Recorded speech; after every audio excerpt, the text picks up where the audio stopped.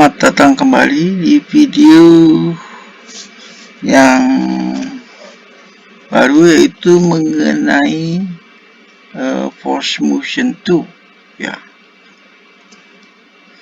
force and motion 2 ya. Jadi di video berikutnya kita sudah berbicara mengenai force and motion 1 ya. Sekarang kita masuk ke force motion 2 ya. Jadi di dalam bab ini kita akan berfokus pada fisika ya, pada ketiga jenis ya, tiga jenis gaya yang umum, yaitu gaya friksi, gaya drag, dan gaya sentripetal ya. Gaya friksi ya, friksi. Jadi ini adalah pembicaraan kita ya. Drag force dan terminal speed dan gerak sirkuler uniform ya. Ini pemikirannya di sini ya. Kita langsung saja tentang friksi ya. Jadi di sini kalau benda berada dalam satu, katakan, bidang datar ya, kita tidak memberikan gaya apapun pada benda itu, maka benda itu tidak akan bergerak ya. Dan di sini hanya ada dua gaya normal dan gaya gravitasi ya. Di sini gaya friksinya adalah 0. Kemudian kita memberikan suatu gaya yang arahnya ke kiri ya. Gaya kecil dulu ya, mulai dari yang kecil ke arah kiri. Tapi benda tidak akan bergerak. Kenapa? Karena benda akan cenderung diam ya. Diam berarti ada gaya yang besarnya sama tapi arahnya berlawanan, yaitu gaya gesek statis Fs ya. Selama F ini besarnya tidak melebihi Fs, maka benda itu akan tetap diam ya. Jadi ketika gayanya ini kita perbesar lagi ya, gaya gesek ini kita berbesar lagi, di sini masih tetap diam, berarti gaya ini masih lebih kecil daripada gaya gesek statis. Dia tidak mampu melawan gaya gesek statis yang arahnya berlawanan, sehingga benda itu tidak bergerak ya. Nah, di sini kita berikan tambah lagi gayanya, masih belum bergerak lagi ya. Masih belum bergerak, berarti di sini gaya friksinya sama dengan F ya. Jadi gaya friksi dia belum melebihi gaya friksi statis maksimum ya. Jadi masih sama ya. Ini juga sama, gaya di sini sama dengan gaya Fs selama benda itu belum bergerak. Oke, dari ulang ya. Friksi ya. Jika ada sebuah benda ya berada dalam suatu bidang datar, kita belum memberikan gaya apapun kepada benda itu, maka hanya ada dua gaya, yaitu gaya normal dan gaya Fg ya. Jika benda ini dalam keadaan setimbang, maka gaya friksinya 0 karena belum ada gaya yang kita berikan. Jika kita berikan gaya dan benda itu tidak bergerak ya, maka ada gaya yang besarnya sama, arahnya berlawanan ya, sifatnya menahan gaya yang kita berikan, yaitu Fs ya. Jadi gaya friksinya ini sama dengan F. Jadi benda itu dalam keadaan tetap diam. Kita tambah lagi gayanya di sini, masih tetap diam juga, berarti F di sini, F yang ditambah ini sama dengan Fs ya. Jadi Fs juga naik karena di dalam keadaan diam, berarti F ini sama dengan Fs. Kita tambah lagi, masih tetap diam ya. Lalu kita tambah lagi, lalu blok bergeser ya.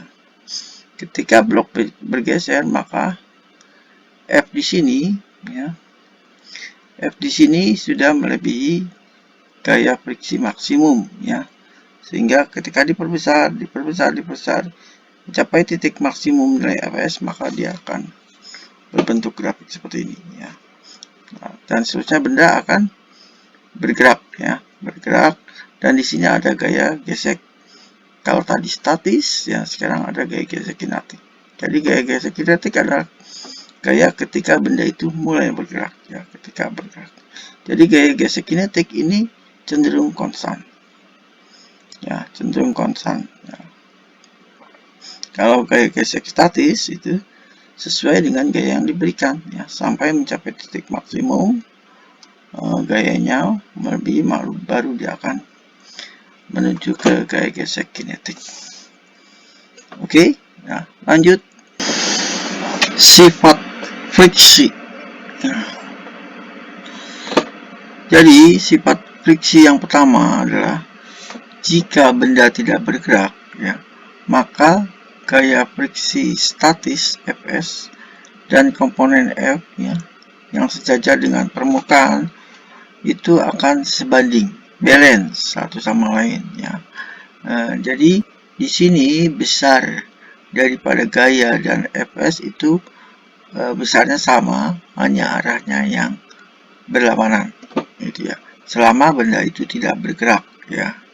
Jadi sifat kedua, besar gaya gesek statis itu mempunyai nilai maksimum sebesar μs dikali dengan gaya normal, ya.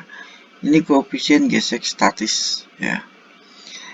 Sifat yang ketiga, ya, jika benda itu mulai bergerak, ya, maka besar gaya gesek, gaya geseknya dia akan segera turun, ya, turun dengan cepat, ya, ke suatu nilai yang namanya gaya gesek kinetik. Gaya gesek kinetik ini besarnya adalah kayak μk kali Fn, gaya gesek kinetik dikali dengan gaya normal. Oke, lanjut. Oh, ini ada checkpoint, ya. Jadi blok berada pada suatu lantai, ya. Ditanya berapa gaya gesek friksi, ya. Kalau tidak ada gaya yang diterapkan, maka gaya geseknya adalah 0, ya. Jika gaya geseknya 5 Newton diterapkan kepada blok dan blok itu tidak bergerak, maka besar gaya geseknya ya 5 Newton. Nah, jika nilai gaya gesek maksimumnya, ya, pada dalam keadaan gaya gesek statis pada blok adalah 10 Newton, ya. Akankah blok bergerak jika besar gaya horizontalnya yang diterapkan adalah 8 Newton? Bergerak tidak? Tidak, ya. Belum bergerak karena dia lebih besar daripada ini, ya. Jika 12 Newton, maka dia baru bergerak, ya. Berapa besar gaya gesek di bagian C? C ini, ya. Gaya gesek di bagian C. Jadi C-nya adalah G, ya. Jadi ini kan gaya gesek maksimum 10 Newton, ya. Bloknya itu diberikan gaya 8 Newton. Ditanya berapa besar gaya geseknya? Ya 8 Newton juga, ya. Yap.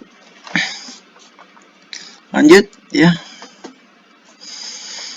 Jadi sini ada gambar, ya, seperti, ya, diberikan suatu gaya yang arahnya ke sini membentuk theta, sudut theta 30 derajat, ya.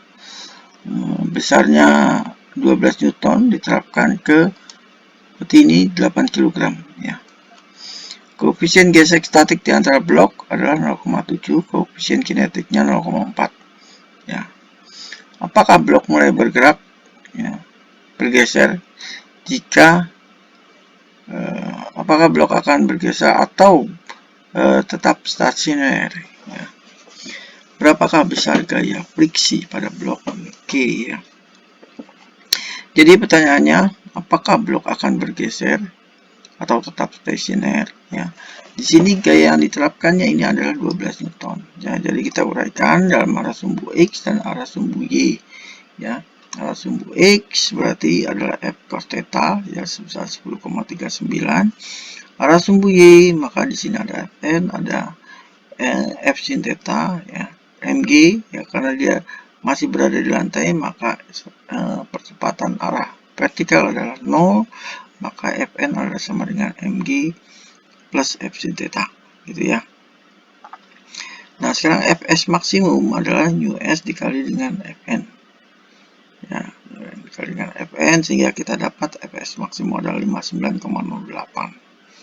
Ya. Dan Fx min Fs sama dengan M0 karena belum bergerak ya.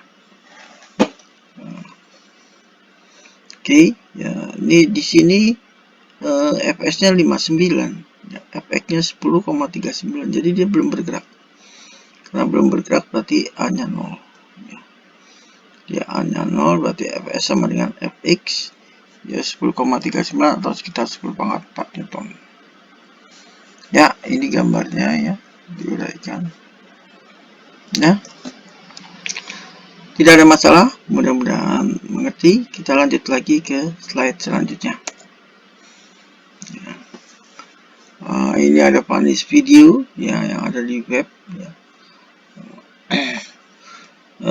Di sini kita akan membandingkan ya jarak berhenti dari sebuah mobil yang slip ya, sliding ya, jadi direm, jadi dia tergelincir ya, menggelincir ya, menggelincir sampai berhenti ya. Sampai berhenti di mana laju awalnya adalah 10 meter per detik ya, pada permukaan yang kering, pada permukaan yang es dan berbukit ya. Jadi pada bukit ya, bentuknya miring ya. Sekarang kita lihat yang pertama ya, mobil bergeser kiri horizontal. Oke ya, ini ya. Yang ditanya tadi apa ya? Oke, di sini. Oke, yang ditanya berapa jauh ya? Berapa jauh mobil ya akan berhenti ya. Jika koefisien kinetiknya adalah 0,6 dan di sini jalan dalam keadaan kering ya. Ya, di sini jadi FK ya. FK sama dengan MAX ya, dengan mensubstitusi FK sama dengan NUK kali Fn ya, sehingga NUK Fn sama dengan MAX dan AX-nya adalah NUK kali G ya, karena Fn itu adalah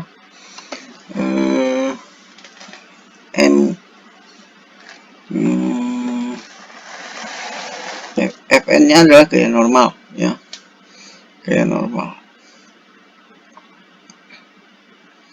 Dan Fn-nya adalah M kali G ya, jadi AX ini bisa dikeluarkan. Dengan menggunakan rumus gerak seperti ini ya, kita akan dapatkan bahwa dari mulai mengerem sampai berhenti itu 8,5 meter. Lanjut.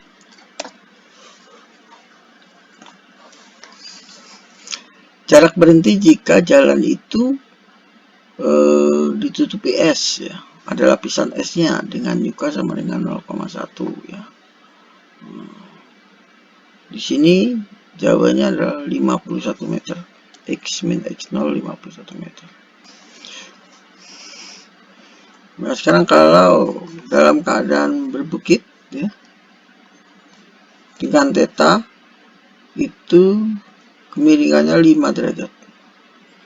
Ya, kemiringannya 5 derajat. Jadi yang ini ya. Ini theta 5 derajat. Di sini kita uraikan ya. Di sini Mg sin theta ya. Sini FK ya, jadi bendanya tergelincir ya, jadi miring ya, miring ya. Miring ya, Fn sama dengan Mg cos ya.